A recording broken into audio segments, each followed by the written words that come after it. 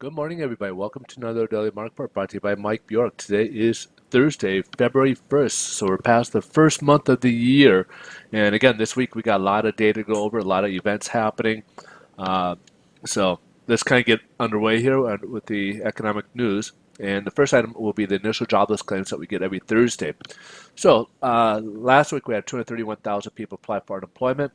Forecast for this week was supposed to be 240,000, and it came in at 230,000 people applying for unemployment.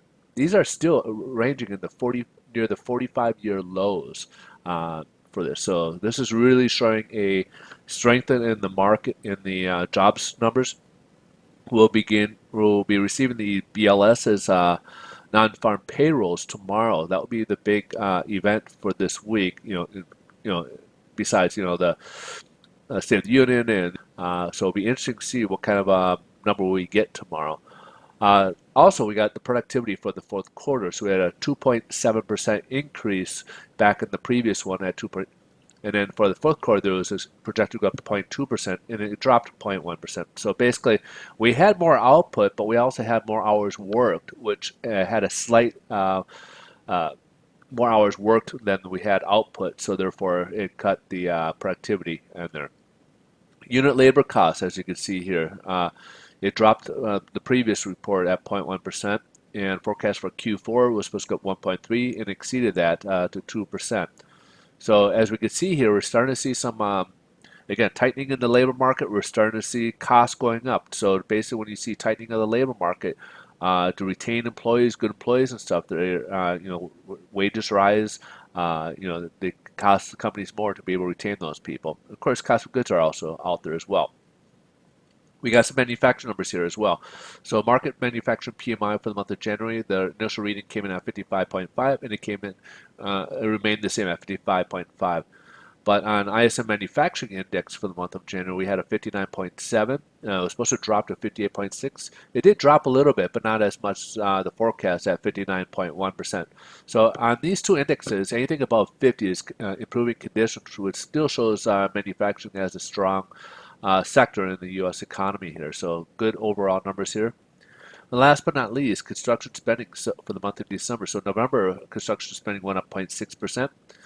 Forecast for December was supposed to go up only 0.5%, but it actually increased the spending to 0.7%. So good, tough overall numbers that we're seeing right here, showing that the economy is on the right path here. Right now, the stock market's down, so we got good numbers there. Why is the stock market down? Part of it was after yesterday's Fed announcement. They did make some comments about their inflation outlook, and that triggered the markets a bit. What they basically had stated was that they think that things will be moving along, but at some point, maybe even this year, they kind of pushed it up that inflation could pick up a bit and at least get to the 2% level that they're looking towards. So when they talk about 2%, they're looking at the PCE, or personal consumption expenditure, at the core. So when they strip out food and energy, that's what they're looking at. And right now it's about 1.5%. It did go up last year up to about 1.8, and it dropped down to about 1.3. Now it's kind of risen to about 1.5%. But one of the things that was really stubbornly low was these wages. Wages were low, and now we're starting to see uptick on there. We're getting a tighter market in the jobs here, and that's kind of to retain those. Again, those are going up on there, going up. The costs are rising on those. So based on that, we're starting to get some inflation pick up in inflation here, and that's what's kind of pulling down the stock market. So it's a combination, as we'll kind of get into these next charts here, as to other reasons. It's kind of all kind of blended together as to why it's going down. So we'll start with the bond market here, or the mortgage-backed securities. Now, we had our floor support. We tested yesterday after that inflation news. As you can see, this market dropped way down. This was a floor of support here. Now it became a resistance now. So we tested both of them yesterday. We did rise up above, close above it, which was the good news. Even the stocks rebounded a little bit after that, because the stock Dow was even up over 200, and it was just hovering over a little bit. And but today we started much lower. As you can see, we're starting to get this trend, this downward. We have this downward trend going, where the bond market is going is lowering. So, and another thing that's also helping this is pushing this even lower is the lack of demand from the Fed. The Fed's kind of not buying as much, and they're kind of unwinding their portfolio of mortgage-backed securities and 10-year treasuries as a result of this. So, of course, what does this mean? Interest rates are rising as a result of this. So now, on the other hand, we got, excuse me, on the other hand, we got the 10-year Treasury. Yields are rising. We're up to almost 2.75%. We are in a path that looks like we could be testing, the 3% range. As you can see, we got this long path going up here on the yields here, right? So bonds are going down, which means yields rise. This is also pushing bonds down there. Now with these higher yields, because we're about over at least 2% higher than most yields on the global level, including the Deutsche Bund, this is getting attractive for a lot of investors, especially when the stock market is so high right now. They could settle with something like this, with these yields paying this type of amount. Is going to take money out of the stock market and go to something less risky for them. So this is one of the reasons why we got to watch this as well. Again, on the bright side, if you haven't heard me before, with the 10-year rising, this is pushing us a little way further away from the 2-year Treasury.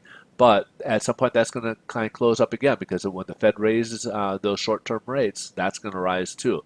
But in the meantime, it's kind of helped pushing the gap a little bit wider and keeping us away from that recessionary number. So basically what that means is for a while there, as you can see right in this level here, the 2-year was rising, but this was kind of staying in this level here.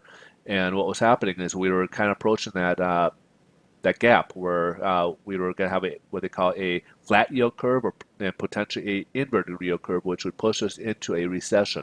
So this this continued rise could help prolong that and keep us from recession anytime sooner than expected, is I guess what I'm saying. All right, folks, that pretty much wraps things up. We're down about 60 base points in terms of interest rates right now, and so that means basically pricing and interest rates are up today. So rates are up a little bit today. All right, folks. So hopefully, if you guys are out there, you may want to lock in. We offer solutions where we can lock people in before, if they're out home shopping for homes, we can lock people in before they identify a property. We can do stuff like that. So if you guys need that type of feel free to contact me. We'd be more than happy to work with you on getting you pre-approved and getting you in a position to buy your property and lock in your interest rates so you're not getting priced out of the market at the last second here. All right, so anyways, if you guys want to get more data, just come over throughout the day. I do post throughout on Twitter underneath my handle, Mike Bjork. And hope you enjoy the rest of your day, and look forward to see you tomorrow. Again, tomorrow will be the big day for Bureau of Labor Statistics numbers, or BLS's numbers, non-farm payrolls. Take care. Bye-bye.